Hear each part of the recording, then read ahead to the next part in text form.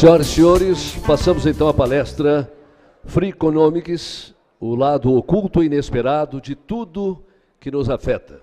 Convidamos para subir ao palco o palestrante senhor Steven Levitt, economista, autor dos livros Freakonomiks e Super Freakonomiks. Para coordenar os trabalhos, convidamos o senhor Patrick Antônio Claude de Larragoit Lucas, da Sul América, Companhia Nacional de Seguros. Steven Levitt é economista e coautor do livro Freakonomiks, que alcançou o segundo lugar na lista dos mais vendidos do jornal New York Times, na categoria não ficção. Lançou ainda um blog sobre o tema e um segundo livro, Super Freakonomiks. Steven Levitt é professor do Departamento de Economia da Universidade de Chicago e recebeu a prestigiada medalha John Bates Clark da American Economics Association, oferecida ao melhor economista do país, com menos de 40 anos. Patrick Antônio Claude de Larragoit Lucas é administrador de empresas, formado pela Fundação Getúlio Vargas, em São Paulo. É presidente do Grupo Sul América desde 1998, presidente do Conselho de Administração do Grupo Sul América, primeiro vice-presidente do Conselho Diretor da CNseg. E também é membro do Conselho da Associação de Genebra, que reúne os 90 presidentes das maiores companhias seguradoras e resseguradoras do mundo. Os senhores estão com a palavra. Muito obrigado. Boa tarde a todos. Bom, antes de tudo, eu queria agradecer à Confederação e à organização do Conseguro por essa brilhante evento que está sendo conduzido, e especialmente ao Pedro Bolcão, que realmente tem se dedicado nesses últimos meses para organizar esse evento. Então, parabéns à organização e obrigado a todos vocês estarem aqui conosco hoje à tarde. Bom, é uma grande honra estar apresentando para vocês o Steven Levitt. O Steven é graduado e formado em PhD por duas universidades americanas bastante conhecidas, que é Harvard e MIT, e também professor na Universidade de Chicago. Mas ele vem aqui para justamente muito associado ao nosso tema que nós temos nessa Conseguro, é de pensar diferente, é pensar sobre o futuro. E nesse ponto de vista, o Steven e o companheiro dele têm escrito livros muito interessantes sobre a questão de teorias econômicas muito adaptada ao nosso dia a dia, que se chama Freakonomiks e Super Freakonomiks. E os dois venderam mais de 4 milhões de exemplares e, sem dúvida nenhuma, abordam o tema da economia em relação ao nosso dia a dia, em relação aos nossos temas que, para nós, moradores das nossas cidades, são bastante relevantes e bastante interessantes. Então, o Steven vai nos fazer essa palestra e depois estaremos abertos a perguntas e respostas que nós faremos depois da apresentação do Steven. Steven, welcome, and the floor is yours.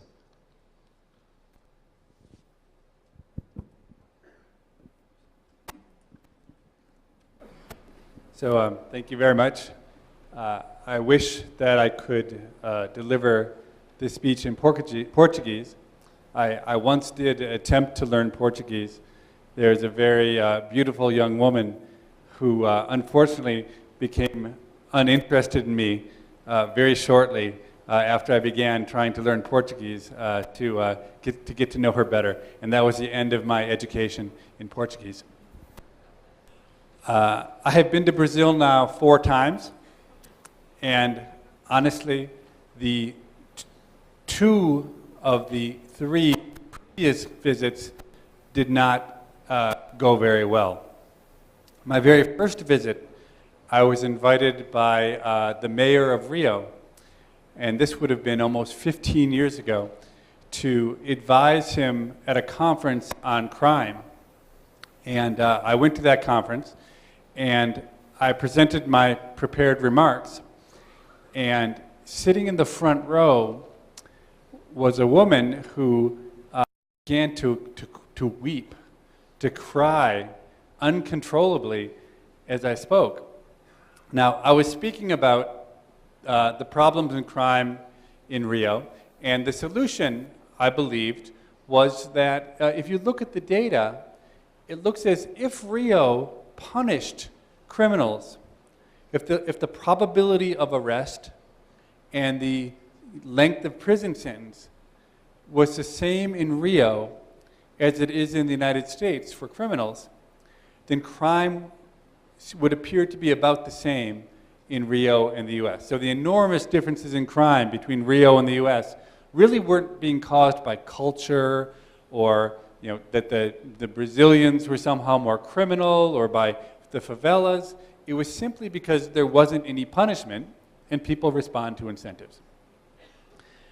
So this seemed to an economist like a reasonable kind of argument to make based on data, and yet this woman was crying uncontrollably in the front row.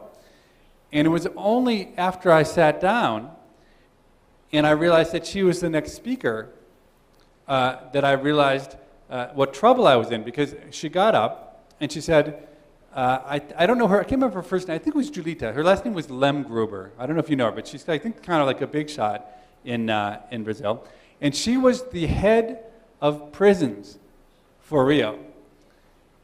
And she said, I had prepared my own speech, but I was so horrified, so upset by what Professor Levitt said that I've thrown out my speech. I have ripped it up, and I will devote my entire time to criticizing his view of how we should punish criminals in Brazil.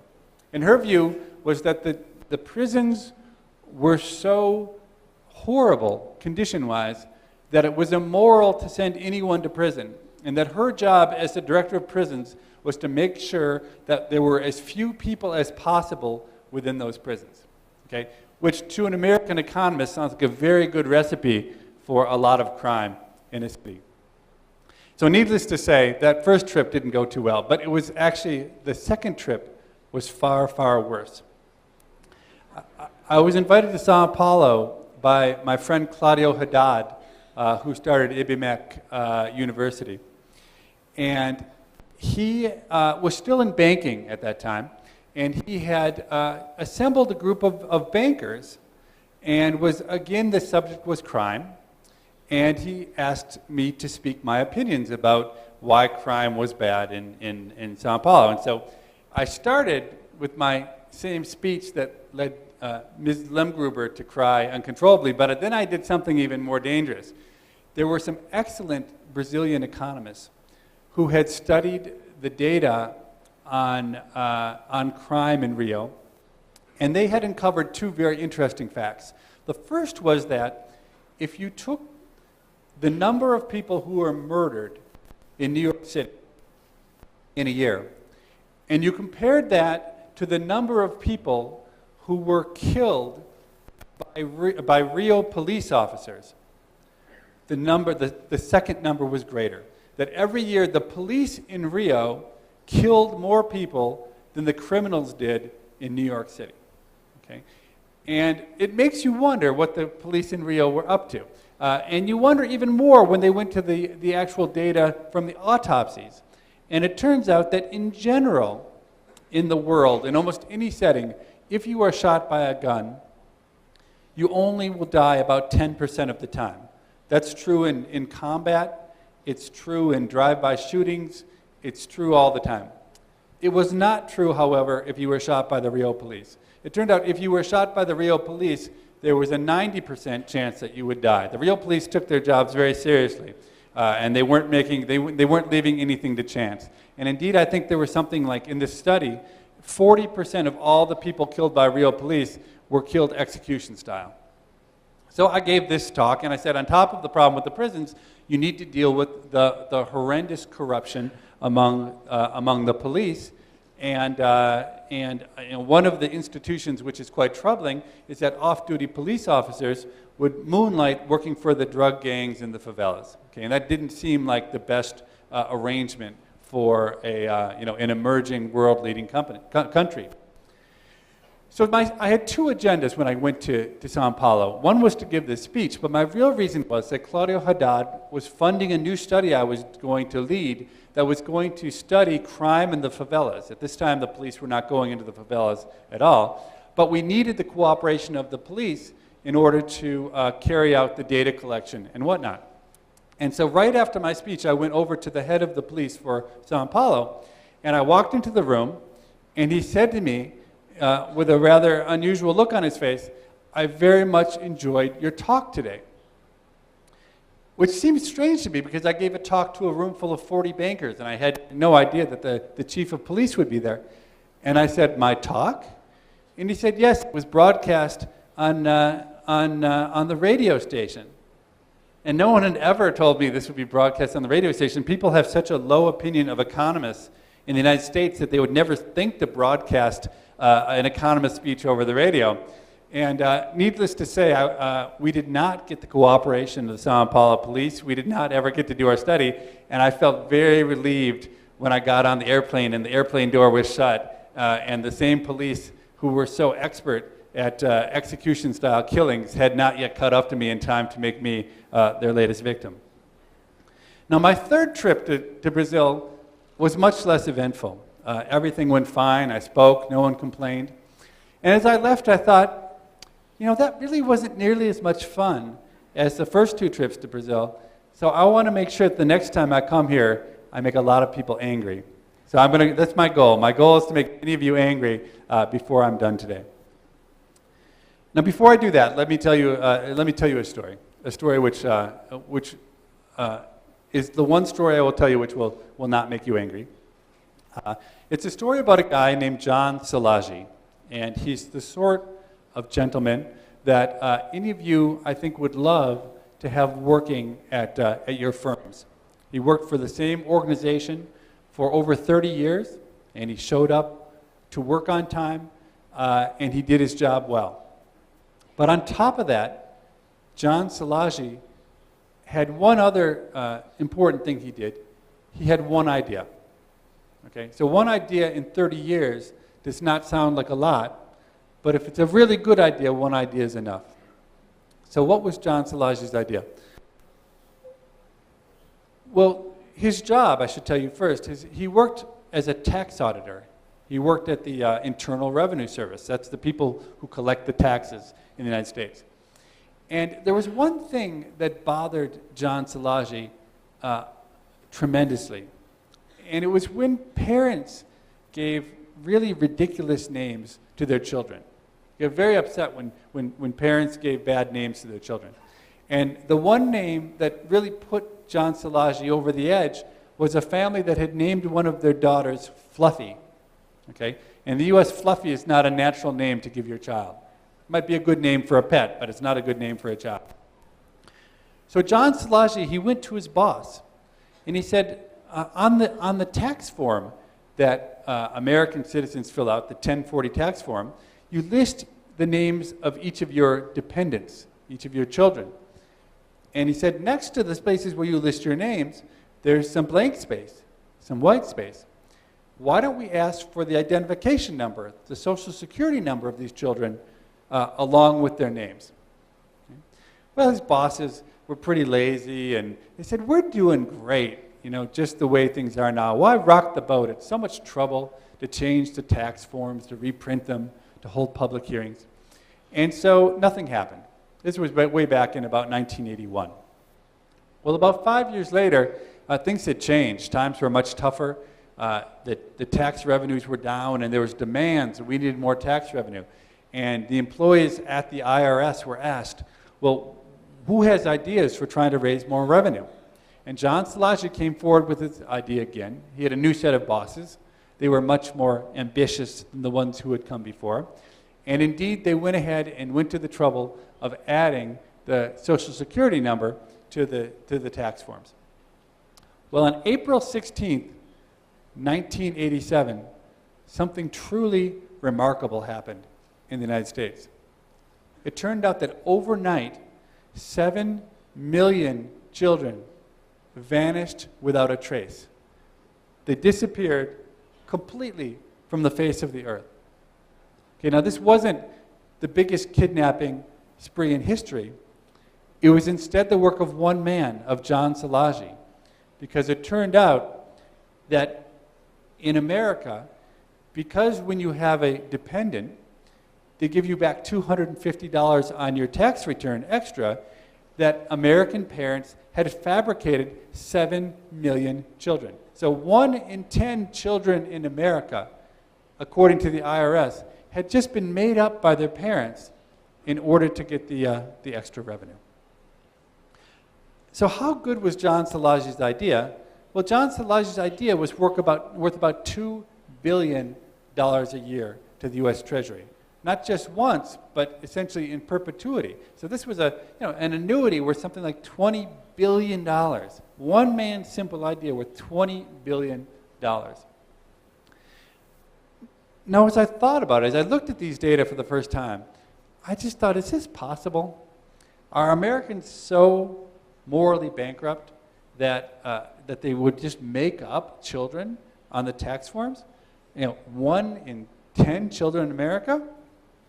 And I was talking with my parents about this research, and when I explained it to my parents, my father confided to me that I myself had lost both a brother and a sister on that fateful night in 1987.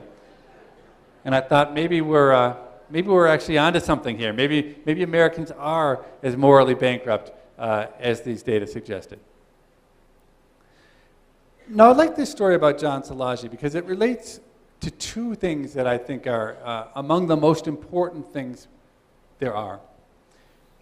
The first is incentives. Okay, I'm an economist. Any economist you talk to will tell you that whenever you're faced with a problem, a good starting point for thinking about that problem is to think about the incentives that are at work for the various players. So in this case, you've got the incentives of people like my father. By picking up a brother and a sister, it saved him $500 a year. And audits are very low in the United States. Even if you're caught, punishments are not great. And if you don't have a strong moral, guidance, then it makes sense to cheat on your taxes. You've got the incentives of people like John Szilagyi. It turned out that even though he had a $20 billion idea, he didn't get a bonus. Okay? He got no bonus whatsoever, no financial bonus. And he wasn't made a hero either. I talked to him later, and he said, I really thought that when I walked into the lunchroom at the IRS, people would stand up and cheer for me, and they'd say, what a great idea you had. But nobody cared. Nobody cared at all. And he left very disappointed about his career. And then you have John Szilagyi's bosses, who just, in the end, didn't care enough to put out the effort, even though there was $20 billion to be had. Okay, and this is what economists call a principal-agent problem.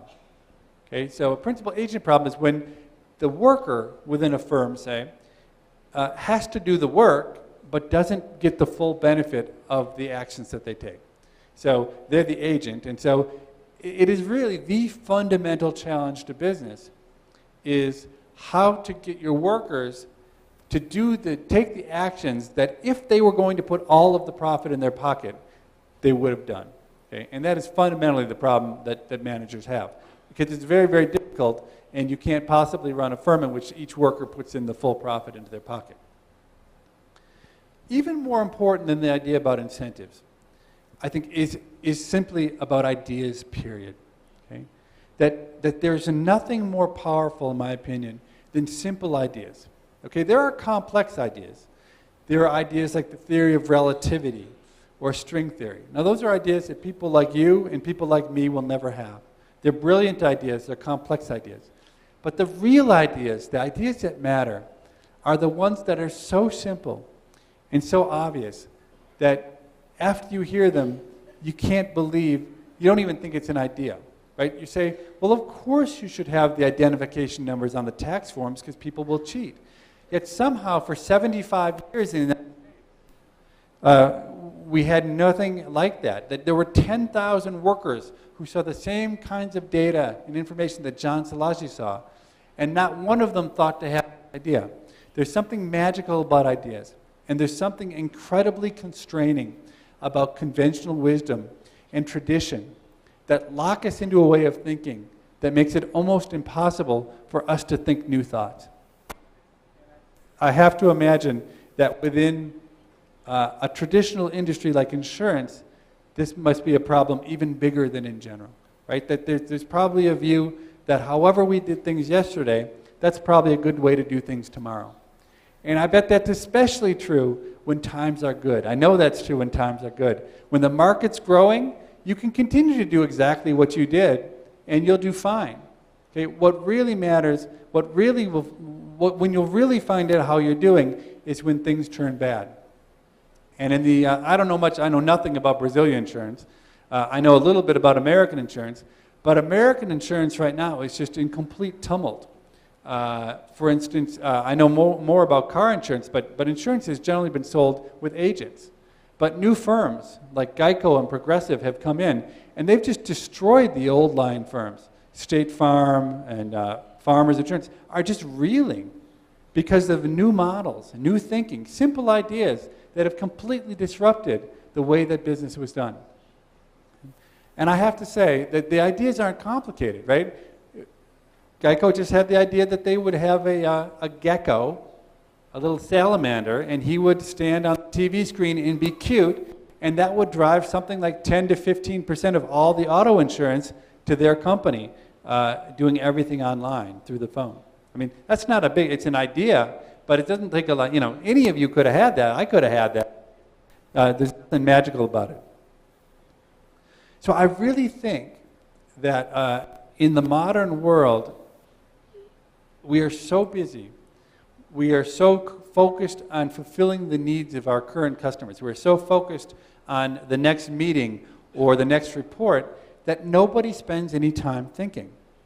Now I have the luxury, I'm an academic, and the academic system is so good and broken in the United States that my total obligations for teaching each year at the University of Chicago is about 60 hours a year. Okay, that's how often I stand in front of a class, 60 hours a year, which gives me enormous amounts of time to do the things I like play golf and sleep a lot, and sometimes even have some ideas. And I probably spend I don't know, 10 to 20 hours a week thinking of ideas. Okay? And I have about 1 or 2 good ideas a year. Okay, so I don't have a very good hit ratio. I'm not actually that good at coming up with ideas. Okay, but the thing is, that's 1 or 2 more ideas more than just about anybody else has. And it turns out if you can put together 1 or 2 good ideas a year and string that together for 10 years, it turns into a book like Freakonomiks. It becomes an international bestseller, and that's not a bad return for your investment in ideas. So let me fulfill my promise to you of trying to do my best now to get you agitated, to get you angry. And I'm going to try to do that by talking about among my many ideas. I mean, I don't know how much you know about me, but I'm not a real economist in some sense. I mean, I wanted to be a real economist. My hero in high school was Alan Greenspan. I wanted to be the kind of economist who, when I made a terrible mistake, markets were thrown into convulsions and the world economy got turned upside down. But it turned out I wasn't good enough to be that kind of economist, because to be that kind of economist, you have to be really good at math. It's crazy, but when they surveyed my academic economist peers and said, what does it take to be successful in our profession? Only 2% of us said that a good knowledge of the economy was what you needed to succeed. Okay? 2% of the economists thought you needed to know something about the economy. 70% thought the most important thing was being good at math. Okay? And I've never once been accused of being good at math. I mean, I'm terrible at math. I'm so bad at math that when I went back for my high school reunion 15 years later, my math teacher still remembered that I had the lowest score on the standardized tests they give to all graduating seniors of any student he had ever taught. Okay, and I proved that incredibly bad math score was no fluke when I showed up at Harvard University as a freshman. And they placed me into a math class. It was called Math 1A. Okay, it was the single lowest math class offered at the entire university. Okay? And that's the last math class I ever took in my entire life. I had no idea that I would ever be an academic economist or that you needed to be good at math to be one. And consequently, I went and I got a degree in economics, undergrad, and then I went and taught, consulted, worked in the real world for a number of years before I had this idea, this epiphany, that I should be an academic economist.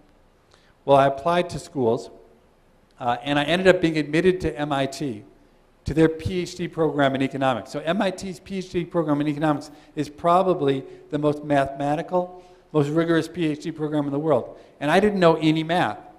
So I barely knew what a derivative was when I showed up at MIT. I made a complete fool of myself day after day after day. And it was clear to me and to my colleagues and to my professors that I was just absolutely unprepared and that I shouldn't be allowed to proceed in the program.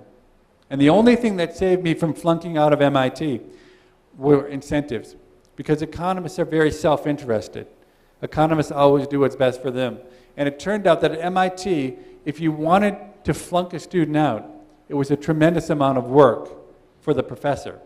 Okay? And each of my professors, although they knew in their heart of hearts they should flunk me out, decided it was easier to just give me the worst passing grade they could give me and then throw me over to the next professor and hope that that professor would be willing to do the work to flunk me out.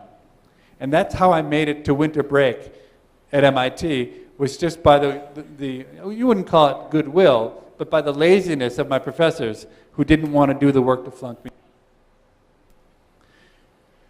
So eventually it led to a speech from my father, because I went home over winter break and I thought, well, should I just quit? Should I go do something I'd be good at? And I explained to my father what troubles I was having, how I was in this PhD program, and I was certain I was going to flunk out.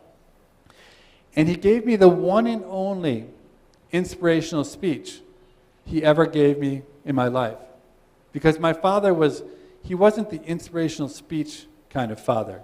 He was the cheat on your taxes kind of father, much more than that. But he gave me this speech.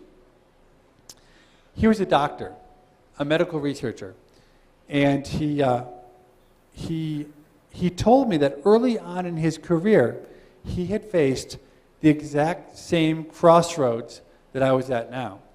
He had done his internship and his residency, and he got invited to do a very prestigious research fellowship in Boston, Massachusetts, with one of the most prominent research doctors in the United States. And about 2 months into that research fellowship, his mentor, this famous doctor, brought my dad into his office, and he said, "Levitt, I'm sorry to say, but you have no talent for medical research." So my father, obviously horrified about what the doctor said. But the guy went on, his mentor went on. He said, "But there is one area of science that is so devoid of knowledge that even someone with your severe limitation be able to make a contribution." So my father was excited, and he said, "What area of medicine is that?" And this is I promise you, this is a true story. The guy says to him, "Intestinal gas." Okay? Okay?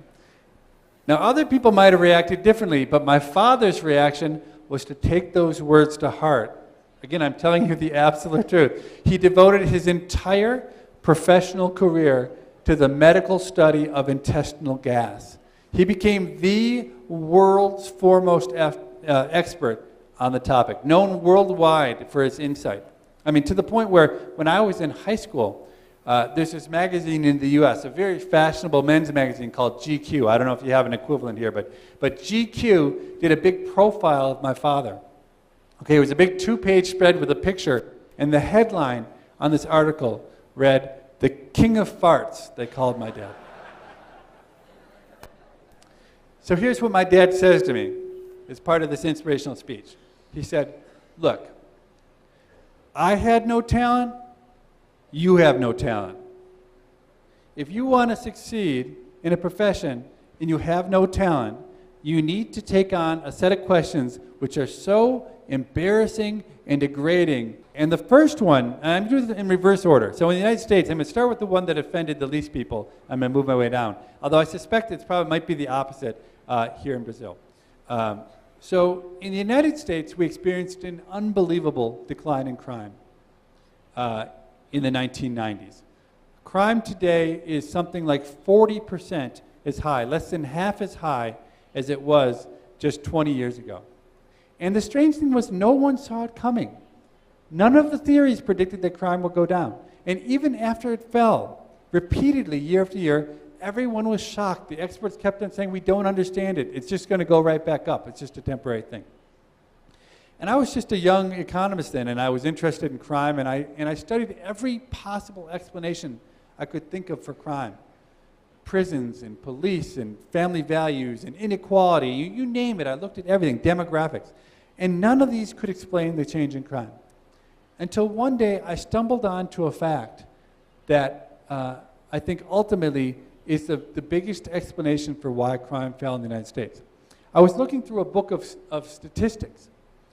And just by chance, I opened it up to the page that listed the number of abortions that were performed in the United States. Okay? And I saw the number, and it was shocking. It was stunning.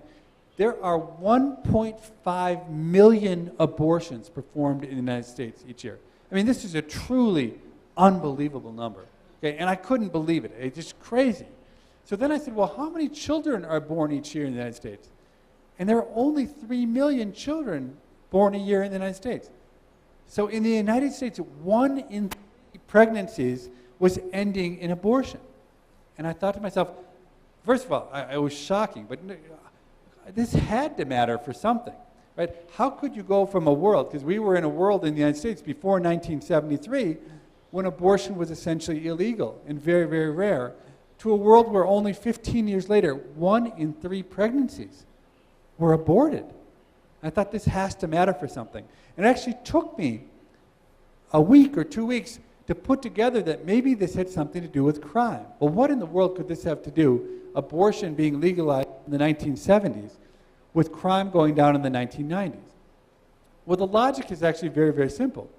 That there's a lot of evidence that unwanted children are at high risk for crime and suicide and teen pregnancy. So basically, more or less, what 50 years of social science research has shown is that if your mother doesn't love you, life will be difficult. Okay, that kind of boils down one of the fundamental findings of social science. That it doesn't matter if you're rich or poor, if your mother and your father don't treat you and don't invest in you, things will not turn out well. Okay?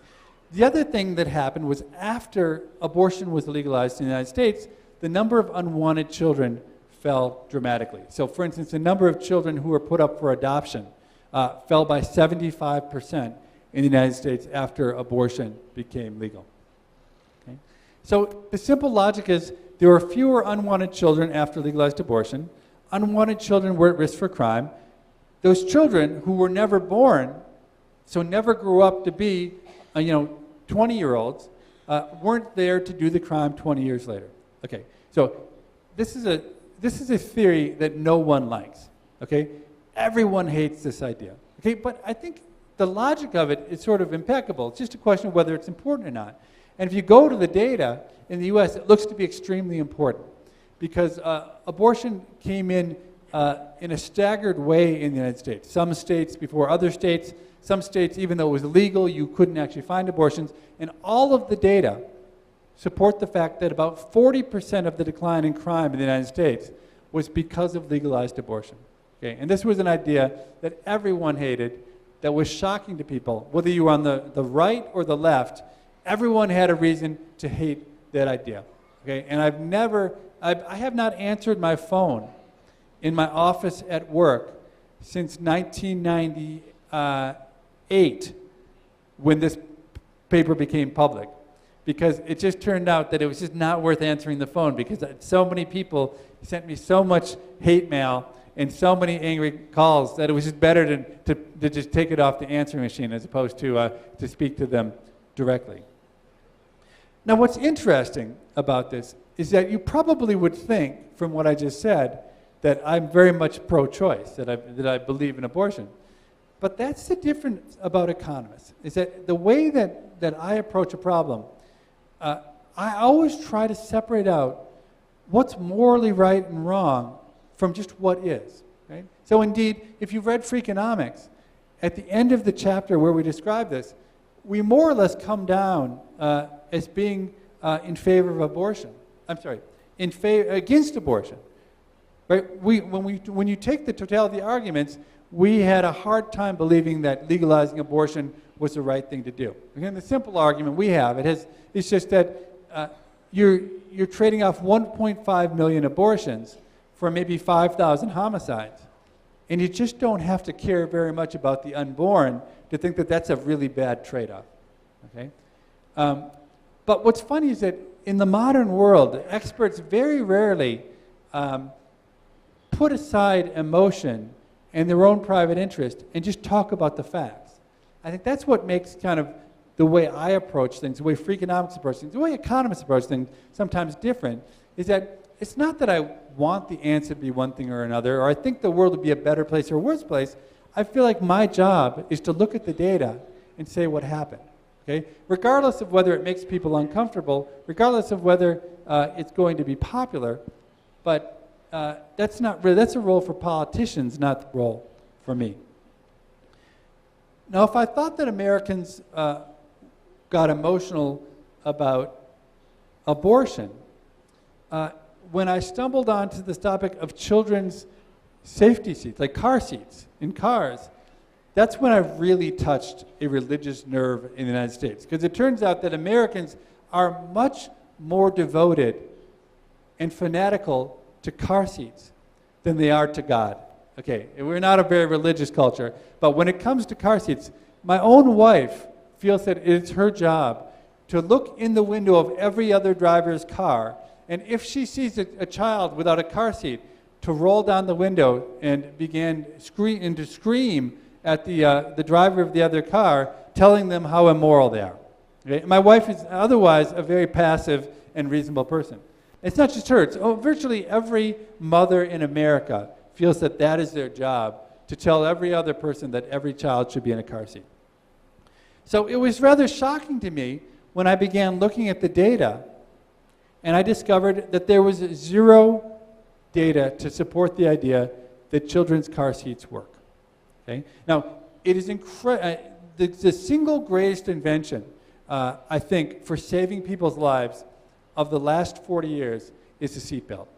Okay? And I've looked at some statistics, and I'm guessing that many of you do not wear your seatbelts. But if there's one simple act that you can take to prolong your life, far and away, it's much more than anything else. Much more than eating healthy or doing just about anything, is wearing a seatbelt. Okay? But it turns out that if you put your child, and we're talking now not about infants, but kids who are 2, 3, 4, and 5 years old, if you put your child in a seatbelt, the data suggest that that is just as good for saving their life in a car crash as putting them in a car seat. Okay? But when I said that, nothing prepared me for the amount of anger that I was going to generate. It went not just from mothers, it went all the way up to the top. The head of the Department of Transportation, so a member of the cabinet in the United States, when he saw my study, felt it necessary to make a public statement. And indeed, his public statement was the following. So let me just say, my findings are so completely true and obvious once you look at the data. It's amazing that no one had ever bothered to look at the data. We have an incredible industry supporting car seats, and no one had ever bothered to look at the data to see whether they worked or not. But when you look, they don't work. Okay? And so, nonetheless, the member of the cabinet, the head of the Department of Transportation, wrote in a public statement, he said something like, I am a grandfather of 4, and my job is to keep Americans safe on the road. Okay? Both of those keep me too busy to have the time to look carefully at the data.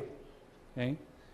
But I am going to tell you without reservation that the Department of Transportation has been telling you for the last 25 years you should be using car seats, and we are going to continue to tell you that for the future. Which I thought was perhaps the worst possible statement anyone could ever make. So I actually wrote my own public statement, in which I said, if I were the head of a Department of Transportation, I would have said the following statement: because I am a grandfather of 4, and because I'm charged with keeping Americans safe on the roads, I don't have time to look at the data, and I'm not qualified, but I have a staff of more than 100 statisticians. I don't know what they do all day long, but it seems like a good purpose for what they should be doing is looking at the data to see whether this crackpot from the University of Chicago is making up false statements about car seats or whether he's correct. If he's making up false statements about car seats, I'm going to do everything in my power to prosecute him, to get him, to get him to stop saying it. If he's correct, then we as a country have a huge obligation to figure out how to keep our kids safe in cars. Okay? So I wrote that back to him, and, published it in the New York Times, and I never heard from either him or any of his 100 statisticians. Not one of them has ever claimed that our results are in any way wrong or false. And just recently, the minimum age for having your child in a car seat went from being 8 years old to 9 years old. Okay, so in the end, it turns out that when it comes to religious topics like car seats, the actual outcomes don't matter. The faith becomes much more important than the actual outcome. So the final story I will tell you before we take questions is the topic that of all the things I ever touched upon that made people the most angry. Okay? And it turned out to be the subject of global warming and climate change. Now, I am not a climate scientist. I don't know anything about climate science. But the question I posed was, what could an economist say about an issue like global warming that could be useful? And so I went and I read the data on the topic, and I took an approach which was, let's just take as given the arguments of the climate scientists that the Earth is getting much hotter, okay, and that it's being caused by human activity, which I think there's every reason to believe that that's true. Okay? The question then, if you're an economist, is what should you do about it? Okay? And the accepted answer is we need to dramatically cut carbon emissions. Okay? And this was, I wrote this right before the Copenhagen meetings, where there was the view that maybe, just maybe, the countries of the world would come together and make huge sacrifices to try to solve a world problem in a way that was, would save the future of the Earth. But if you're an economist, you know that that never works. Even in a group of 10 people, it's hard to get people to make big sacrifices for the greater good. But governments across the country that have such disparate incentives and beliefs, I mean, it was crazy to think that that could possibly work. And we wrote that, and that triggered a firestorm of attacks by the environmentalists that is like nothing I've ever experienced in my life. Okay? And the funny thing was, we weren't saying that we didn't believe in global warming. We were saying just the opposite. Look, if you believe it's happening, the idea that you're going to get consensus and reduce carbon emissions is crazy, because governments aren't going to do it. And indeed, just recently the statistics came out, and the last year was the highest carbon production by mankind ever in history. Now, some people have been deluded into thinking that maybe we were making progress because for the last couple of years, carbon emissions have been lower. Okay? But they were only lower because carbon emissions tracked the global economy. And when the economy went south, so did carbon emissions, and people began to get complacent because of that. So the thing we said that drove environmentalists crazy is we said, we don't ever believe that through moral arguments and pressure, people will willingly reduce in a meaningful way their carbon. So we need another solution. And the solutions to almost every major problem mankind has faced have never been about behavior change. I challenge you to come up with a single problem that has been important to mankind where the answer has been the government told people to do the right thing and they proceeded to do the right thing. It's always technology, whether it's vaccines for polio, the ozone, making the CFLs illegal to get rid of ozone. It's not about people willingly do things. It's about technology and mandates. And so, without going into great detail, the thing that we did that made people incredibly upset is we said that the only solution that will exist for stopping climate change is going to be technological. And we proposed 3 such solutions by a very incredibly interesting set of thinkers, led by a guy named Nathan Myhrvold, who is a polymath who runs a company called Intellectual Ventures. And they had such crazy ideas. It really, I won't go into the detail, but volcanoes really tell us one approach to avoiding climate change. Whenever big volcanoes go off, really big volcanoes, like Mount Pinatubo, they shoot sulfuric ash into the stratosphere. And that turns into a sort of haze. And for a year or two, until that ash falls back down to Earth, the Earth is cooled by 1 or 2 degrees. Okay? So it turns out, if you write down the models that climate scientists do, that if we could just put up enough sulfur dioxide into the stratosphere, as much as comes out of 2 garden hoses, right? So if you a garden hose that would go up to the stratosphere and you turned it on full, then the amount of sulfur dioxide that you would spray out of that garden hose, you would need 1 at the North Pole, 1 at the South Pole, and that would be all you would need to reduce the Earth's temperature back to back before the Industrial Revolution. Okay? And it turns out the technology is incredibly simple, and we have various ways of doing it. And so for something like $200 million a year, these scientists believe that we could use sulfur dioxide to reverse climate change. Okay, now it's not a great solution. It's like a Band-Aid because, of course, you're still putting the carbon dioxide out there, and ultimately any solution to climate change has to involve figuring out how to get the carbon out of the air.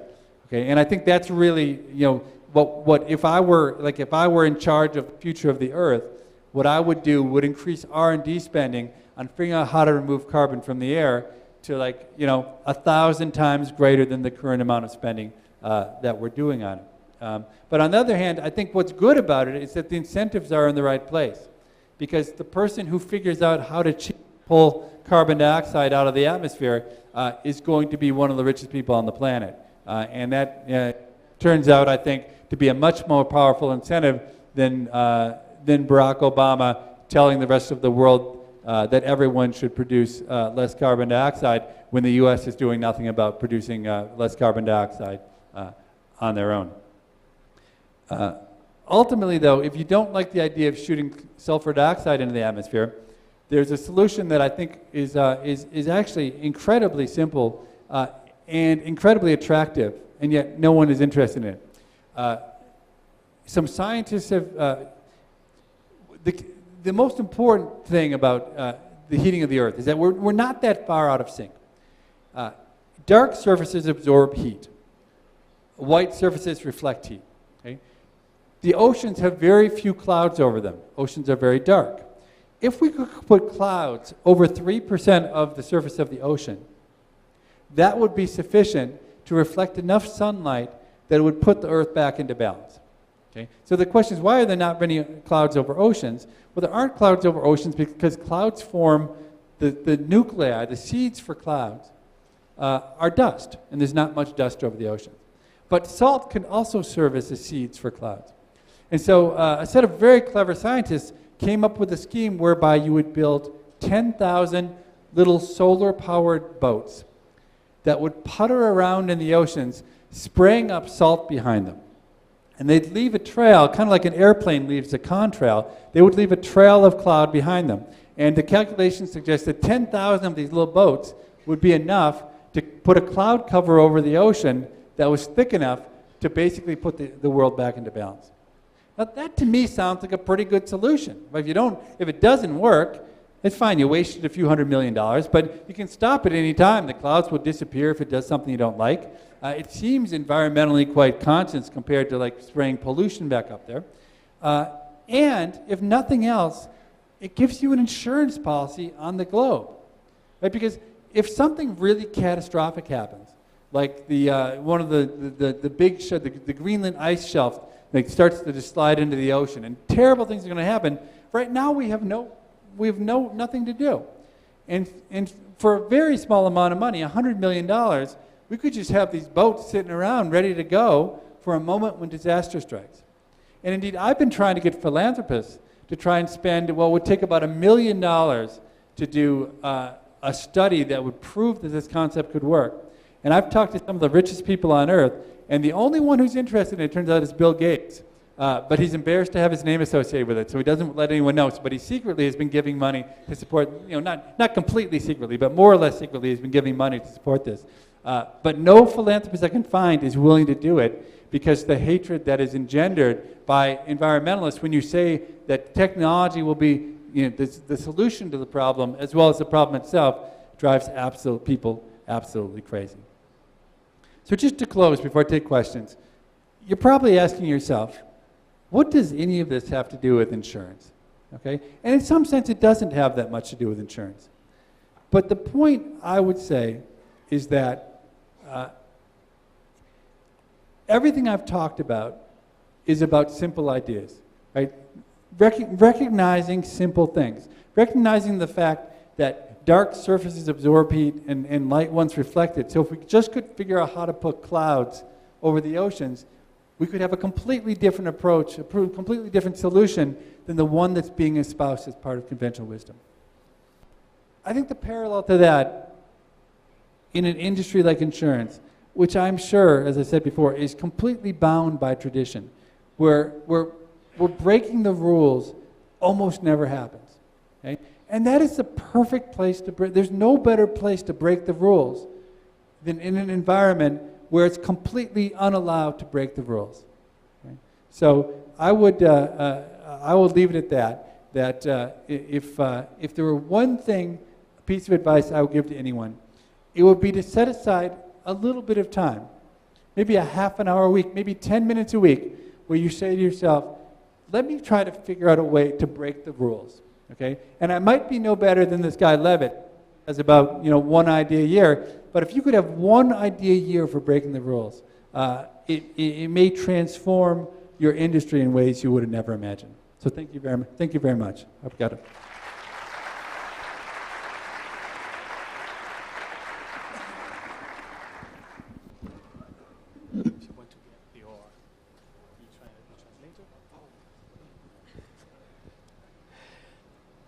Stephen, thank you very much. And eu tenho aqui algumas boas notícias para você, Stephen. A primeira é a sua última ida ao Rio de Janeiro foi há 15 anos atrás. E eu acho importante falar para você que nesses últimos 7 anos, aproximadamente, o Rio de Janeiro fez uma transformação com relação à questão de segurança exemplar aqui no Brasil e que tem funcionado até o presente momento muito bem. O governo do Estado do Rio, com apoio da Prefeitura e principalmente apoio da população, estabeleceu um choque de ordem e de presença social em várias comunidades carentes na cidade do Rio de Janeiro. E isso foi feito por áreas, de uma maneira bastante bem organizada, de maneira geral, e realmente tem trazido resultados fantásticos, principalmente para a população, com apoio da população dessas áreas carentes. Então, eu acho que o Rio de Janeiro está servindo de exemplo aqui no Brasil. Agora, várias outras cidades, principalmente o Nordeste, está implementando também métodos similares. E realmente é impressionante de ver que a população carente que vive nesses locais está tendo um apoio muito grande com relação a essas ações. Então, essa é uma primeira good news para todos nós. O segundo ponto é que eu acho que gostaria muito de ouvir também as nossas estatísticas de natalidade. Você abordou a questão dos Estados Unidos e da redução da natalidade, da questão do aborto também, ligada à questão da redução do crime. Aqui no Brasil também nós estamos vivenciando, e nós vimos isso hoje de manhã nas palestras, uma redução muito grande da questão da natalidade. Há 40 anos atrás, mais ou menos, nós tínhamos 6 crianças por família, e o índice de natalidade de 6 crianças, e agora nós estamos em torno de 2,4. Não tem nada a ver com o aborto em si, felizmente, mas tem a ver, e aí vale a pena também um estudo estatístico da sua parte, tem a ver, na minha opinião, com relação à quantidade de pessoas que olham novela da TV Globo. TV Globo é uma das maiores redes de televisão aqui no Brasil.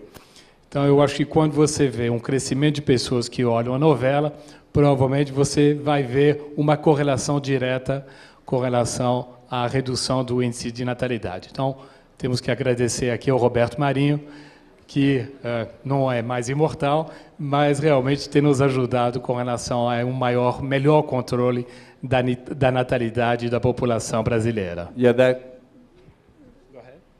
Yeah, that could be my next study, the next study I undertake. It turns out, just related to that, in India, believe it or not, there have been studies of the relationship between TV soap operas and the status of women. And women have very low status in most of India, and there have been government programs and all sorts of things. But one of my colleagues looked at the introduction of TV, and TV came in a staggered way because it came by satellite. So someone would come to a city, a little town, a little village, put up a satellite and charge people to watch TV. And she traced it, and it turned out that attitudes towards women and treatment of women changed more with TV than from 40 or 50 years of government efforts to try to change it. So I don't know if you were joking or not, but I think you're onto something. I think you're onto something. No, I'm not joking at all.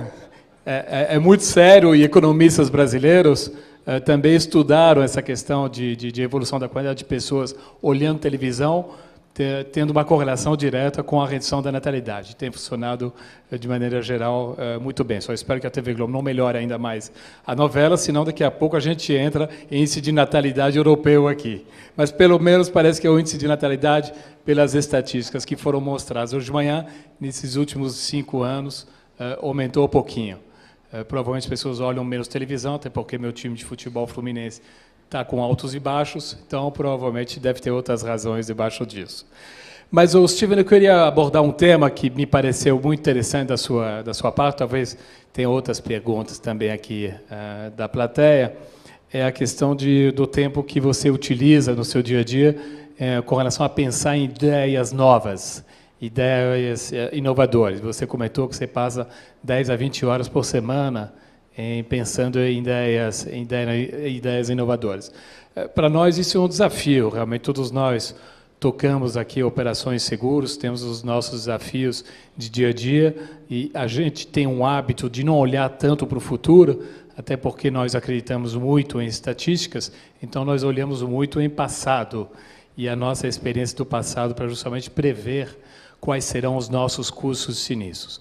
Mas então a minha pergunta que eu tenho para você, como é que você consegue passar quase 30%, 40% do seu tempo pensando em ideias novas? E você, como economista, como é que você utiliza esse tempo? Como é que você utiliza dados estatísticos? Você olha experiências ou você lê jornais dos Estados Unidos ou do mundo para justamente pensar em ideias novas? Como é que você passa esse tempo para justamente gerar ideias novas? That's a great question. So let me start by saying I certainly believe in data and statistics, and there's no question that there's no better predictor of the future than the past. And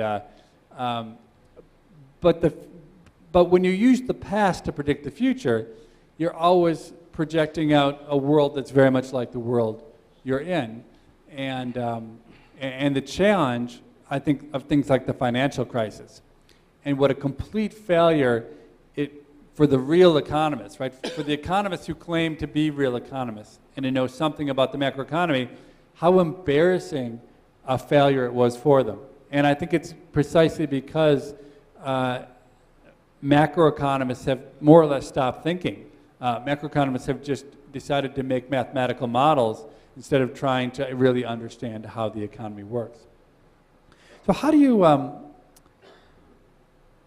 do you generate ideas? And for me, I've always found that when I was in graduate school, my advisor said to me, you need to write seminal papers. You need to write groundbreaking papers.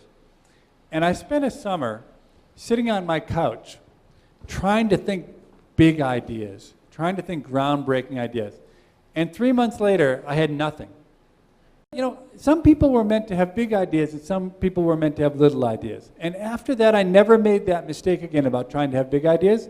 The way I've always looked for ideas is simply as part of my everyday life.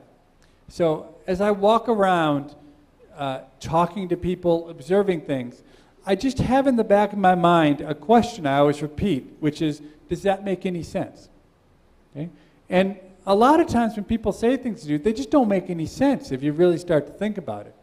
Right? So, for instance, with car seats, I have 4 children.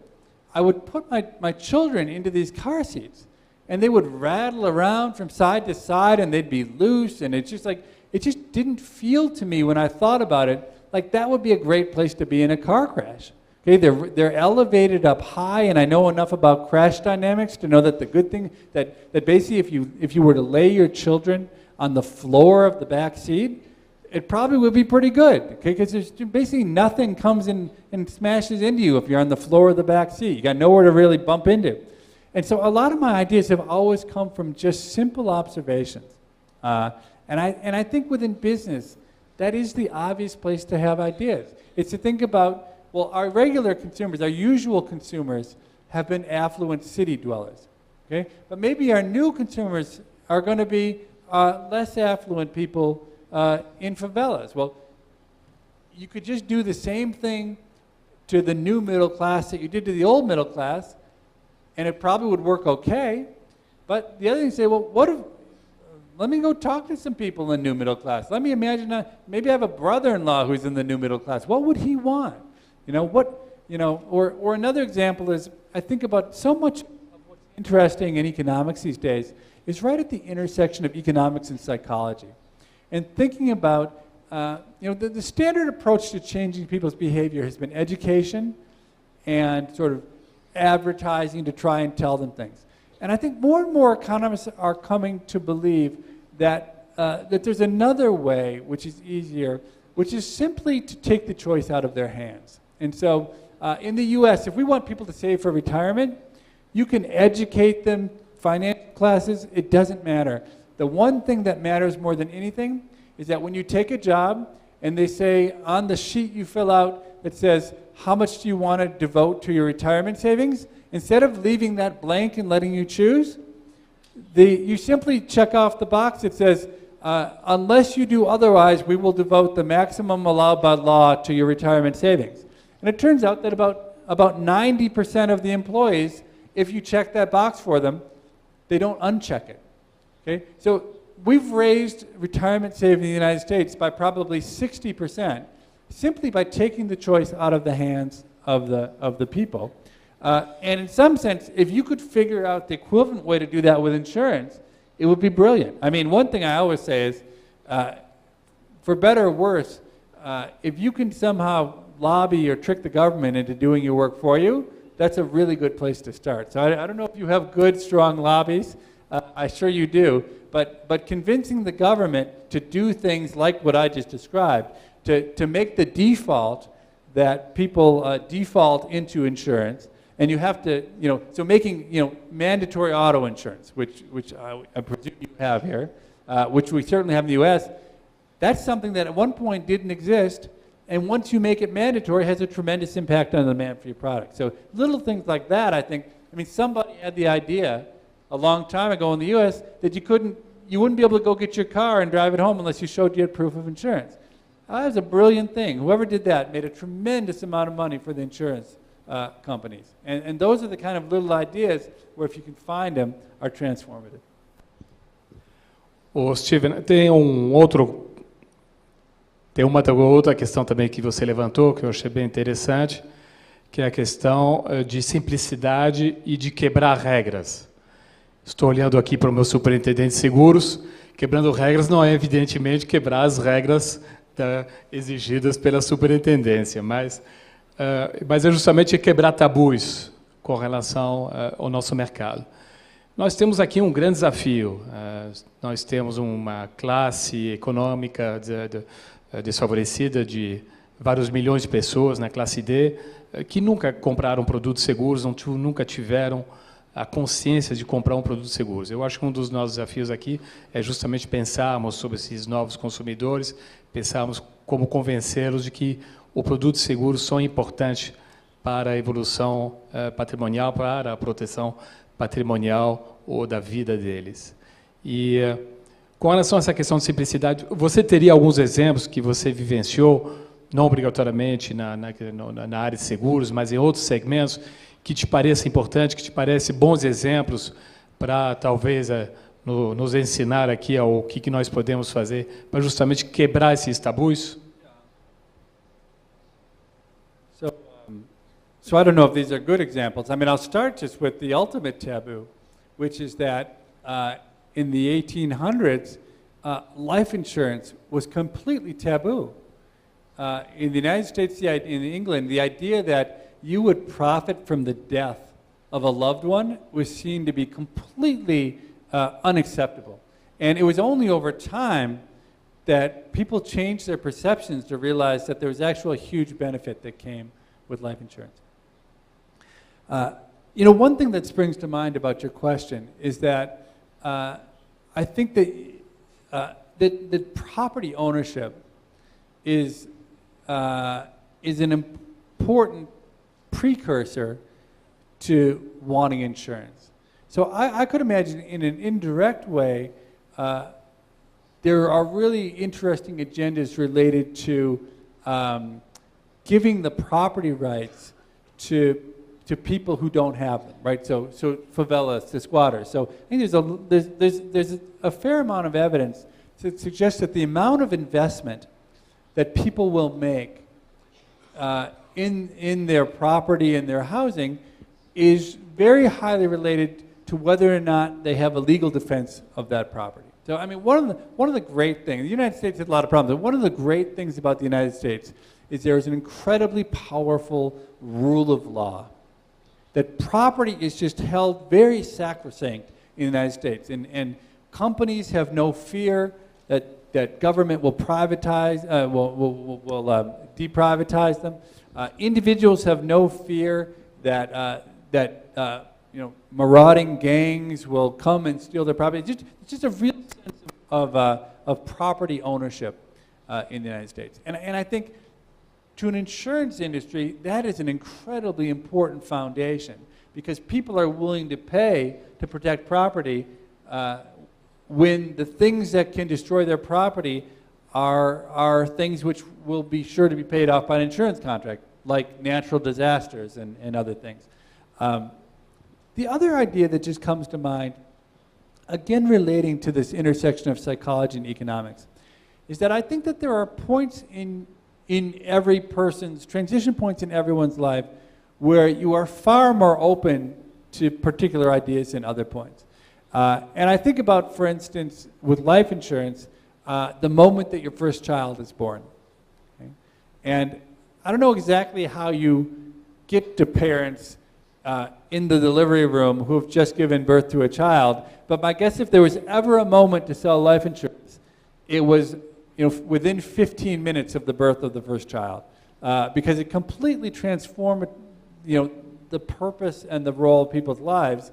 And it's a moment at which if you could get someone to sign a contract that said, I would like to have life insurance until I die unless I write you a note otherwise, that would be a moment when I think most people would probably sign up for it. And I think,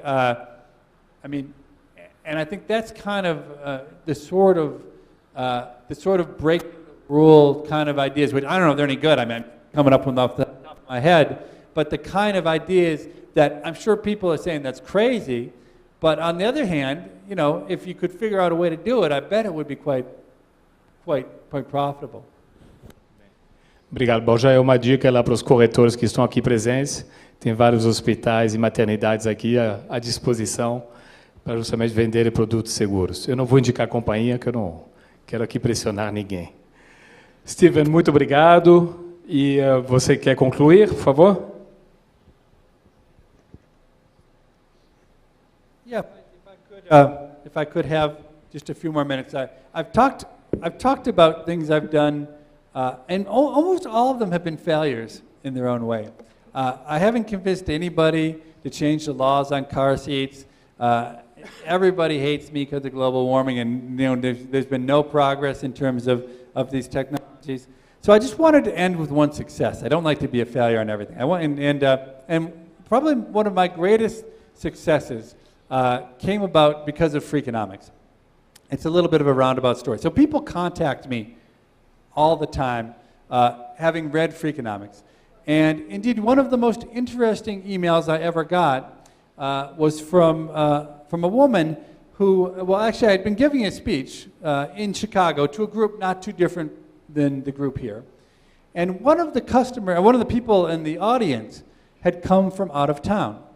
And he didn't have any plans that night, so he worked out over the internet to have a date, you might call it, with a prostitute, a high-priced prostitute in the city of Chicago. Okay, and she did her tricks out of her apartment. And much to the surprise of this gentleman who had seen me speak that morning, when he walked into her apartment to see the prostitute, Freakonomiks, my book, was sitting on her coffee table. And he said to her, well, because I had talked about it, he said, I don't know if you know, but I just met this guy today, and he wrote that book, and he's collecting data on prostitutes in Chicago, which is true. We were doing a study of street prostitutes as a follow-up to our study of the crack-selling gang. And so the next day I got an email, and it was from this woman. And she said, hello, I'm a high-priced call girl in the city of Chicago, and I've learned from a mutual acquaintance of ours that you're collecting data on prostitution in Chicago. So she went on to say, I have a Palm Pilot that has information, detailed information, on every client I've ever served. Is that the kind of information you're trying to collect? And I wrote her back, and I said, absolutely, that's the kind of data I'm trying to collect. That's exactly what I'm trying to collect. So she said, why don't we meet for brunch on Saturday and talk about whether I can give you my data? I said, great, I'll see you for brunch. Okay, but I had a small problem, which is that I have a wife and I have 4 young children. And I had to say to my wife, honey, look, I swear to God, the prostitute called me, not vice versa. And it's just about the Palm Pilot. And luckily, I have a very understanding wife, and she gave me permission to go and meet this prostitute.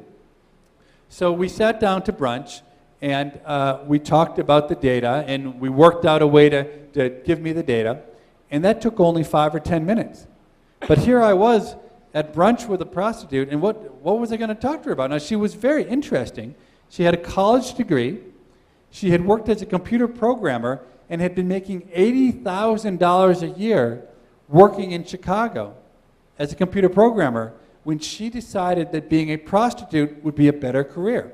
She quit her job, she used her computer programming skills, and within just a few months, she was up and running and was making almost $300,000 a year, working 15 to 20 hours a week. She could not have been happier about the change her life had taken. I mean, she was absolutely delighted. So here we were. I didn't know what to talk to her about. And I'm pretty awkward socially anyway. So because I had written Freakonomiks, which was this business book that made me such a business expert, I get to talk to a lot of CEOs. So I figured I'm just going to kill as much time as possible by asking her the same questions that I asked the CEOs. Okay? Now it turns out her answers were outstanding. More impressive to me than most of the CEOs. She really understood her industry. But I finally managed to trip her up, to cause her a problem, when I said, how do you set prices? Because it turns out that setting prices is almost always, I found, the most difficult thing. That companies do the worst job of setting prices relative to almost anything else they do. And she gave me the same terrible sort of answer that companies give me. She says, well, I had no idea what price to charge, so I looked on the internet, and a lot of the other women, they were charging about $300 an hour, so I decided to charge $300 an hour also. Okay, so this makes an economist, it drives us crazy, right? Because if you took any economics, you know there are rules about pricing. It's called the inverse elasticity rule. If you know your marginal cost, right, and you know your elasticity of demand, you know what price to set. You don't have to look on the internet to see what the other women are charging. And I what was I going to do? But I thought of a question to ask her to figure out whether or not she was charging the right price. because she had a phone line, a dedicated phone line that only her customers called her on. And I said, how do you feel when that phone rings? She kind of shrugged her shoulders and she said, you know, I'm kind of indifferent. I don't really care, you know, whether the phone rings or not when my customers call. And I said, my God, you're a local monopolist. You have a downward sloping demand curve. If you could sell one more unit of your good at the same price as the last unit, you would of course want to do that. If you don't care about that, you can't possibly be charging a high enough price. Okay, she looked at me totally confused. Economics was not her specialty. But then I thought to myself, look, I didn't come here to maximize her profits. I just came here to get access to her Palm Pilot. And so anyway, we parted ways, and I thought that I wouldn't see her again. But I teach at the University of Chicago, and I teach an undergraduate class on the economics of crime. And because I was now starting to study prostitution, I thought I should add a new lecture on prostitution to my class. But it's hard to write a good lecture, and I struggled for an hour or two trying to figure out how to write it, when I suddenly realized, what's wrong with me? I have a friend now, a prostitute, who knows much more about the industry than I do. Why don't I just ask her to be a guest lecturer and come and teach my university students herself? So I called her on the phone, and I asked her if she would teach the class. And she said, oh no, I'm a very private person, and I'm a terrible public speaker. I could never do it. But I know a lot about economists and enough about prostitutes to know that we share one very important trait. It's not can't. There's no such thing as can't. It's just at what price will you do it, right? So I figured, you know, there had to be a price at which she would teach my class. I mean, there was a price that she'd do anything else. Why wouldn't there be a price that she would teach my class? So I said, well, what if I paid you your hourly wage to teach my class? She said, oh, my hourly wage, I misunderstood. For my hourly wage, I'd be delighted to come teach your class. You just tell me what day you need me to come down and teach. So a few weeks later, she came down and taught, and I have to say, it was one of the best lectures I have ever seen. Literally, 1/3 of my students said that it was the single best lecture they had had in 4 years at the University of Chicago, which is a sad statement about what me and my colleagues are doing in the classroom, but I think an accurate one. After she spoke, there was a Q&A session, and one of the students raised his hands, and he said, how much do you charge? And she says, I charge $400 an hour. Okay? And I became irate. I'm so angry because in our bargaining, I had been very delicate. I had said I'd pay her hourly wage, which I knew to be $300 an hour. And I think we have some kind of relationship going, and then she lies to my students and says it's $400 an hour. And I'm furious because I'm paying this out of my pocket. But I can't go to the National Science Foundation and say, well, I'm too lazy to teach my own class, so I hired a $400 an hour prostitute. Can I put that on my government grant? No, this is coming right out of my pocket. So I'm just completely furious, fuming about the fact that she's tricked me into giving her another $100. And then the next student raises her hand, and she says, well, how did you decide to charge $400 an hour? And the prostitute, she turns to me, I'm over here, and she's got this big, beaming smile on her face, and she said, well, you know, the very first time that I was with Professor Levitt, she said, the very first time that I was with Professor Levitt, he convinced me my services were far more valuable than the $300 I was currently charging. So I raised my prices to $400 an hour, and I tell you, it is the best business advice I've ever had. I put $5,000 in the bank just in the last month or two because of it. So look, I don't know if I can help you, insurance industry, but I tell you, if you know any prostitutes, please send them my way, and I guarantee you I can affect their bottom line. So thank you.